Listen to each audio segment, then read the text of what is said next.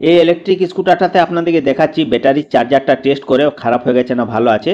এরকম একটা charging testing device চাই। তো এই ডিভাইসের পিছন দিকে চার্জারের কর্ডটা লাগিয়ে নিতে হবে, তারপরে এই ডিভাইসের কর্ডটা ব্যাটারি চার্জিং এর কর্ডে লাগিয়ে নিতে হবে প্লাগে, তারপরে সুইচটা অন করতে হবে। তো দেখুন এখানে দেখাচ্ছে এখন 80 ভোল্ট, 81 ভোল্ট 0.6 আর 4.9 অ্যাম্পিয়ার। এখন আবার 11 দেখাচ্ছে, 4.11। তো এটাতে মেন যেটা দেখতে হবে, এটাতে ডিসপ্লে দেখাচ্ছে 4.11 অ্যাম্পিয়ার, এরপর চার্জারে কত আছে সেটা দেখে নিতে হবে।